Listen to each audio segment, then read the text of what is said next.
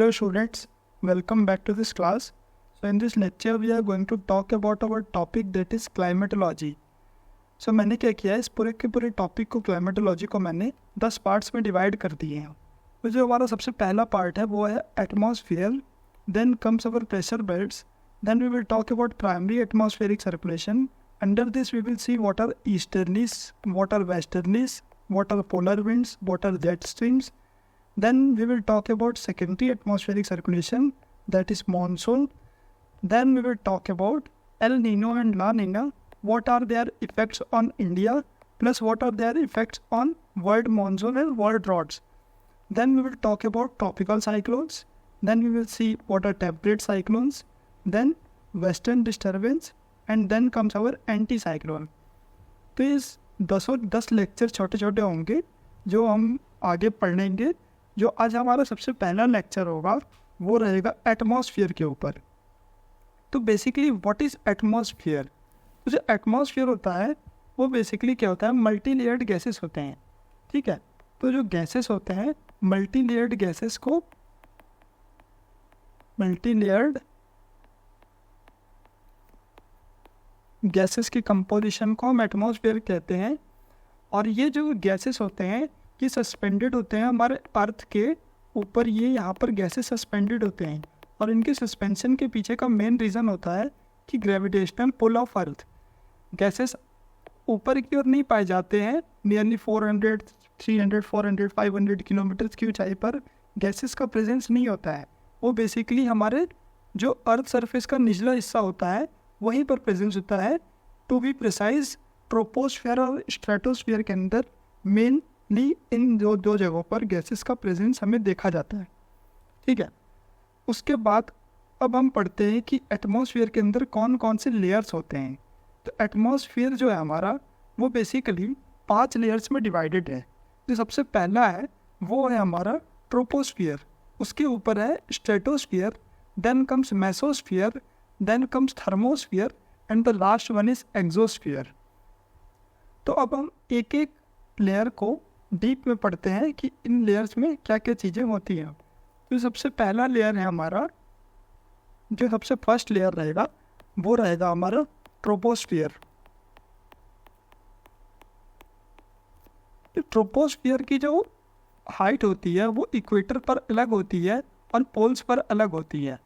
At equator troposphere zero मतलब ground surface से लेकर के 13 किलोमीटर की ऊंचाई तक होता है. वहीं पोल्स पर देखा जाए तो 0 to 8 किलोमीटर्स हम ट्रोपोस्फियर को देखते हैं. रीज़न क्या है कि इक्वेटर और पोल्स पर अलग अलग होते हैं. रीज़न बेसिकली सिंपल सा है कि जो हमारा अर्थ होता है, बेसिकली अगर आप ये मान लीजिए आपका अर्थ है, यहाँ पर मान लीजिए आपका सन है, कुछ दूरी पर सन है यहाँ पर आपका, तो सन का मूवमेंट होता है वो हम जानते हैं कि 23.5 डिग्री तक ही होता है. तो सन का मूवमेंट, सन ऊपर रहेगा या फिर नीचे, इन दो जगहों में रहेगा. बेसिकली अर्थ मूव करता है. ठीक है, अर्थ के अप डाउन मूवमेंट की वजह से सन की रेज 23.5 डिग्री सेल्सियस तक ही जाते हैं, पोल्स तक नहीं पहुंच पाते हैं. पोल्स पे जो रेज पहुंचते हैं वो स्लैंट रेज होते हैं. वही जो इक्वेटर है, जो हमारा इक्वेटर है, यहाँ पर जो रेज पहुँचते हैं ये परपेंडिकुलर होते हैं. ठीक है, कई बार परपेंडिकुलर होते हैं, फिर कई बार इस जगह पर परपेंडिकुलर रेज पहुंचते हैं, फिर एक टाइम पर इस जगह पर परपेंडिकुलर रेज पहुंचते हैं. तो पोल्स पर स्लैंट रेज पहुंचने के कारण यहाँ पर क्या होता है, जो एयर की मूवमेंट होती है वो कम होती है ऊंचा ऊपर की ओर. एयर जब भी हीट अप होता है तो वो ऊपर की ओर राइज करता है. तो पोल्स पर जो एयर होते हैं वो ज़्यादा ऊपर राइज कर पाते हैं क्योंकि वहाँ पर जो आपका सन का इंसुलेशन होता है वो डायरेक्टली होता है और 90 डिग्री पर होता है, परपेंडिकुलर होता है. इसी कारण यहाँ पर जो इनकी ऊंचाई होती है इक्वेटर पर वो 0 to 13 किलोमीटर्स होती है. सिर्फ वैसे ही पोल्स पर कम रेज पहुँचने के कारण, कम सोलर इंसुलेशन होने के कारण 0 to 8 किलोमीटर्स ही हम ट्रोपोस्फियर को देखते हैं. तो ये तो रहा हमारा कि ट्रोपोस्फियर का हाइट क्या क्या होता है इक्वेटर और पोल्स के ऊपर. अब सेकंड हम देखते हैं कि ट्रोपोस्फियर के अंदर बेसिकली क्या होता है कि when we move from ground to up, जब हम ग्राउंड से ऊपर जाते हैं तो जो टेम्परेचर होता है वो अचानक से डिक्रीज़ करना चालू करता है. ठीक है, जब भी आप अर्थ के सरफेस पर से ऊपर की ओर जाएंगे तो आपको टेम्परेचर डिक्रीज करते हुए दिखेगा। ये टेम्परेचर डिक्रीज होता है एक लेवल तक, और इस लेवल को हम कहते हैं tropopause. Tropopause is the place till where the temperature decreases. After tropopause, temperature starts to increase. तो रीज़न क्या है कि टेम्परेचर अचानक से डिक्रीज होता जाता है जैसे ही हम ग्राउंड से ऊपर उठते हैं, और अचानक से फिर ट्रोपोपॉज के बाद टेम्परेचर वापस से इंक्रीज करना चालू कर देता है। तो अब हम उस रीज़न को समझते हैं। देखिए, जो हमारा ट्रोपोस्फियर है, ट्रोपोस्फियर के ऊपर बहुत सारे गैसेस प्रेजेंट हैं। जैसा कि हमने देखा कि यहाँ पे बहुत ही सारे गैसेस प्रेजेंस होते हैं, और इन गैसेस का कंसंट्रेशन भी हाई होता है और डेंसिटी भी हाई होता है। ठीक है, अगर इन गैसेस को हम एक लेयर उठा करके देखें, इतने बड़े लेयर को उठाइए तो इसके अंदर बहुत सारे गैसेस भरे हैं। अब इन लेयर्स को जब ऊपर लेकर के जाएंगे तो ये गैसेस स्प्रेड करते हैं और दूर दूर हो जाते हैं एक दूसरे से। इनके दूर दूर होने से क्या होता है, जब ये मॉलिक्यूल, जो एयर मॉलिक्यूल्स होते हैं, जो पार्टिकल्स होते हैं, ये जब एक दूसरे के करीब रहते हैं तो इनके बीच में वाइब्रेशन होता है। इनके बीच में दोनों एक दूसरे से टकराते हैं और वाइब्रेट करता है। इस वाइब्रेशन के कारण हीट जनरेट होती है, और इसी हीट जनरेट होने के कारण टेम्परेचर इंक्रीज हो जाता है। तो ग्राउंड पे जो मॉलिक्यूल्स पास रहेंगे तो फिर इनके बीच में इंटरमॉलिक्यूलर स्पेस बहुत कम होगा, और इंटरमॉलिक्यूलर स्पेस कम होने की वजह से टेम्परेचर इंक्रीज कर जाएगा। और टेम्परेचर जब इंक्रीज करेगा तो ये मॉलिक्यूल्स ऊपर की ओर राइज करते हैं। ये ऊपर की ओर राइज करेंगे तो फिर ये फैल जाएंगे दूर दूर। अब इनके दूर दूर फैलने के कारण इंटरमॉलिक्यूलर स्पेस बहुत दूर दूर हो जाता है। बिग इंटरमॉलिक्यूलर स्पेस होता है, और बिग इंटरमॉलिक्यूलर स्पेस होने के कारण इनके बीच में वाइब्रेशंस कम होती हैं, और उसके कारण टेम्परेचर डिक्रीज कर जाता है। So this is the reason why as we move up from the ground the temperature starts to decrease in the troposphere. पहला, और इसी फिनोमिना को हम कहते हैं एडियाबैटिक कूलिंग।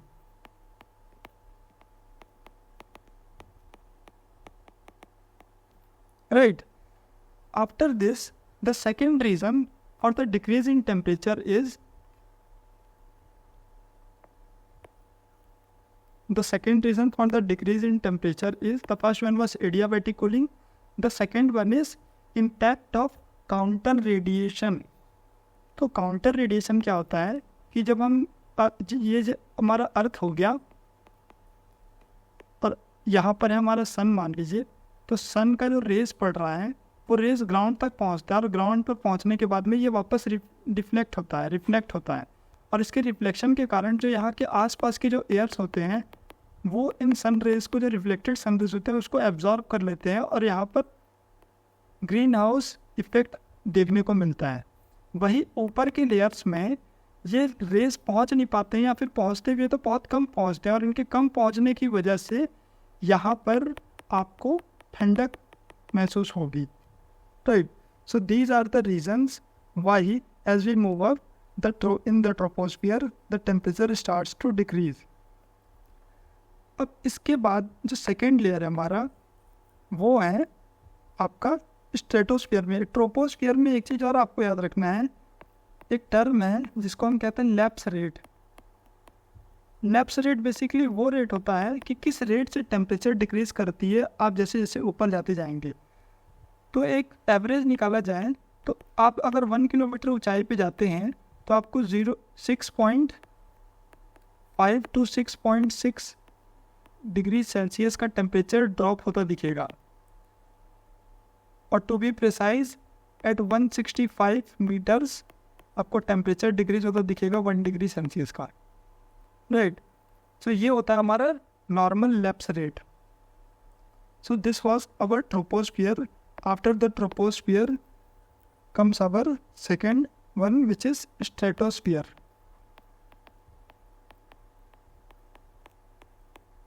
अब स्ट्रेटोस्फीयर में अचानक से टेम्परेचर इंक्रीज करना चालू कर देता है। तो इस टेम्परेचर के इंक्रीज होने के पीछे का रीज़न क्या है? जो टेम्परेचर है उसके मेन रीज़न है स्ट्रेटोस्फीयर में टेम्परेचर के इंक्रीज होने का कि यहाँ पे एक बहुत ही इम्पॉर्टेंट ऑक्सीडाइजिंग एजेंट होता है जिसको हम कहते हैं ozone. Ozone layer is present in the stratosphere, and due to the presence of ozone ये ओजोन क्या करता है, यूवी रेस को एब्जॉर्ब करते हैं, सन के यूवी रेस को एब्जॉर्ब करते हैं, और इसके एब्जॉर्प्शन के कारण स्ट्रेटोस्फियर हीटअप होता है, और इसके हीटअप होने के कारण यहाँ पे टेम्परेचर इंक्रीज करना चालू कर देती है। ठीक, दूसरा रीज़न है कि यहाँ पे एब्सेंस ऑफ एडियाबैटिक कूलिंग होता है।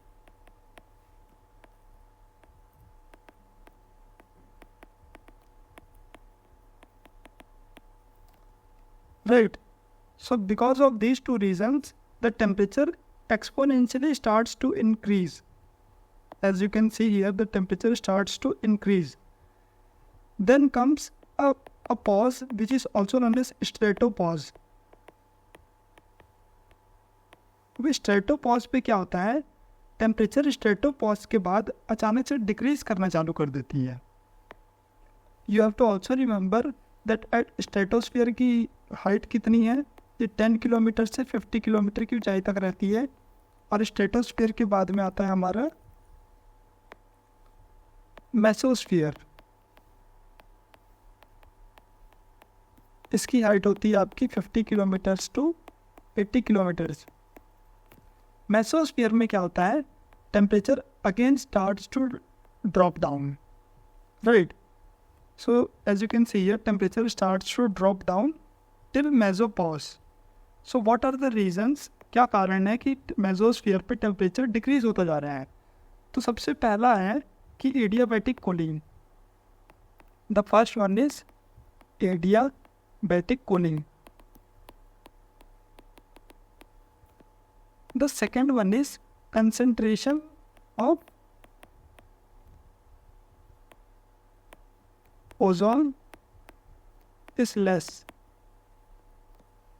स्ट्रेटोस्फीयर में ओजोन का कंसंट्रेशन ज़्यादा था, और उस कंसंट्रेशन के ज़्यादा होने की वजह से वहाँ पर टेम्परेचर इंक्रीज कर रहा था, लेकिन मेसोस्फीयर के अंदर ओजोन की कंसंट्रेशन बहुत कम होती है, ना के बराबर होती है, एकदम नेग्लिजिबल होती है। उसके कारण यहाँ पे एब्जॉर्प्शन बैंड नहीं बन पाता है, एब्जॉर्ब नहीं होते हैं यूवी रेस, जिस वजह से मेसोस्फीयर में टेम्परेचर डिक्रीज करना चालू कर देती है। द थर्ड रीज़न इज जो काउंटर रेडिएशन है उसका इम्पैक्ट यहाँ पे बहुत कम होता है। जो हमने काउंटर रेडिएशन देखा था, सन से अर्थ की ओर जो रेज आ रही हैं और उस रेज का जो रिफ्लेक्शन होता है वापस आसमान की ओर, तो वो जो रेज होती हैं वो मेसोस्फीयर तक बहुत कम पहुंच पाती है, फिर बिल्कुल नहीं पहुंचती हैं। उसके ना पहुंचने के कारण यहाँ पे टेम्परेचर एक्सपोनेंशियली फिर से डिक्रीज करना चालू कर देता है, right. Then after this mesosphere, the last layer, which is also known as thermosphere.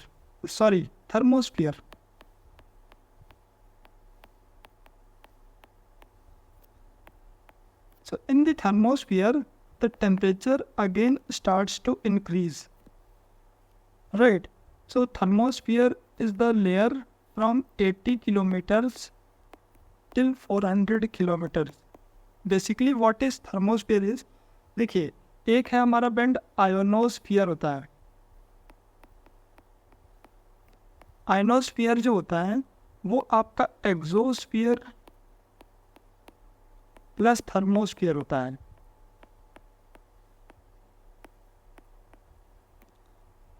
Right. Exosphere कहाँ तक होता है, ये आपका 400 टू 650 किलोमीटर्स तक होता है, और वही थर्मोस्फीयर जो आपका होता है वो 80 टू 400 किलोमीटर्स होता है, ठीक है। तो जो आयनोस्फीयर है, ये इसका नाम आयनोस क्यों पड़ा है, क्योंकि यहाँ पे प्रेजेंस होती है आयंस की, ठीक। और इन्हीं आयंस के प्रेजेंस होने के कारण जब भी इन्हें यूनिट हीट मिलता है सन का, तो ये तुरंत इसकी टेम्परेचर इंक्रीज कर जाती है, right. The first reason is presence of ions and the second reason is यहाँ पे meteors का presence होना, या फिर meteors burn up होते हैं इसी जोन में, और meteors के burn up होने के कारण ये जोन पे टेम्परेचर हाई रहता है।